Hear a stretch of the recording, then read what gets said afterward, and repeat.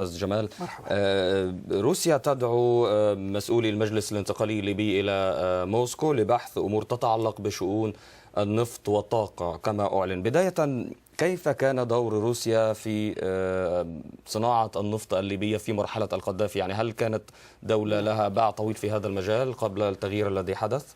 لروسيا طبعا استثمارات تقدر بحوالي 4 مليارات دولار، ليس فقط في النفط وإنما في صناعات وقطاعات أخرى، بينها قطاع السكك الحديدية. وأعتقد أن روسيا الآن بهذه الخطوة تحاول الحفاظ على الأقل على هذه الاستثمارات والحصول على تعهدات من المجلس الانتقالي من القادة الجدد في طرابلس على أنهم سيحمون بين قوسين أو سيحافظون على الاستثمار على التزاماتهم بهذه الاستثمارات الروسية. يعني هل تحاول أن فقط تحتفظ بالاستثمارات أم تحاول أن تلحق نصيبها فيما يسمى الآن بكعكة النفط الليبي برأيك؟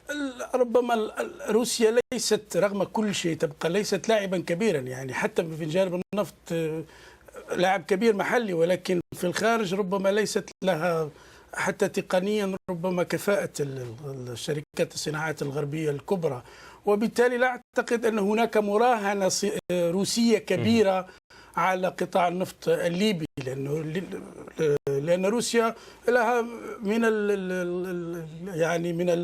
الكنوز بين قوسين النفطية الكبيرة، ومن بينها آخر اتفاق بين شركة إكسون موبيل وحدة شركة روسية للاستغلال القطب الشمالي والحديث عن خزائن كبيرة من النفط هناك. وبالتالي أعتقد أن هناك مراهنة كبيرة من الشركات الروسية على القطاع النفط مستقبلا الليبي، فقط ربما الحرص على المحافظة على استثماراتها التي تحصلت عليها في زمن القذافي. ربما في إشارة واضحة إلى أن هناك صراعا ما بدأ فعلا على مسألة كعكة النفط الليبي. وزير الخارجية الفرنسي ألان جوبي قال إنه من المنطقي والعادل أن تحصل فرنسا على مميزات أكبر في ما سماه عملية إعادة الإعمار، لأنها كانت الراعية للمبادرة ودعمت الثوار، وكانت هناك تكاليف باهظة للعملية العسكرية. هل يمكن القول أن هناك صراعا ما على النفط الليبي وأنه قد بدأ الآن بالفعل؟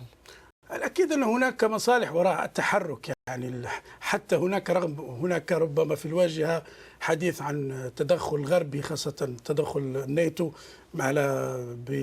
بجانب أخلاقي لحماية المدنيين، ولكن هناك في التأكيد حسابات اقتصادية في الموضوع. وحتى في مسألة فرنسا ألان جوبي نقل عنه القول بأنه تدخل فرنسا استثمار في المستقبل. وصحيفة ليبراسيون قبل يومين وقبل 3 أيام فقط قبل اجتماع باريس قالت بأنه تم هناك الاتفاق بين المجلس الانتقالي الليبي وباريس على أن تحصل فرنسا على 35% من النفط الليبي.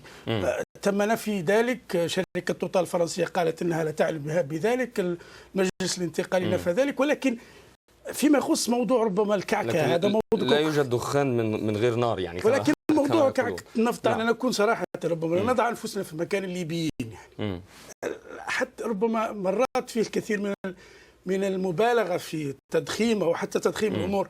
الأمر يتعلق ربما بمصالح أكيد، ولكن هذه الشركات لن تحصل على النفط الليبي مجانا. يعني هناك من الليبيين من يرون فلتحصل على هذه الشركات على هذه الكعكة، ولكن سيكون لنا على الأقل نصيب من هذه الكعكة. القذافي كان يرون أن القذافي وعائلته كانوا يأخذون الكعكة كاملة. لكن في هذا المنطق حكم أيضا ما حدث في العراق عقب الغزو الأمريكي البريطاني، وشاهدنا كيف مر قطاع النفط في العراق وربما لا زال يمر بأزمة، وعائدات النفط يعني العراق لا زالت في حالة، كثير من المناطق في حالة مزرية لا تليق ببلد نفطي كالعراق. هل من المتوقع أن يؤدي هذا التكالب أو السعي الغربي على الدور في صناعة النفط الليبية إلى نموذج كالعراق مرة أخرى يتكرر في ليبيا؟ ربما التحدي الذي يواجه الآن ليبيا أنه إذا استطاع القادة الجدد توفير الاستقرار السياسي وحفظ الدروس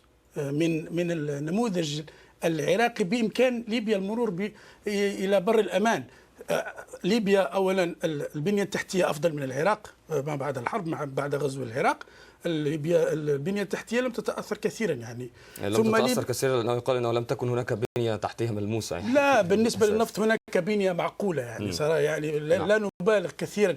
ثم أن ليبيا القرب الجغرافي مهم أيضا لأوروبا، ثم أن النفط الليبي من أفضل أنواع النفط، وبالتالي أعتقد أن ليبيا إذا توفر الاستقرار السياسي، إذا رفع التحدي الاستقرار السياسي وتجاوزت المحنة وحققت استقرارا وديمقراطية، بإمكان ليبيا أن تتجاوز بسرعة هذه المحنة. نعم، أشكرك أستاذ جمال الدين طالب الصحفي الاقتصادي.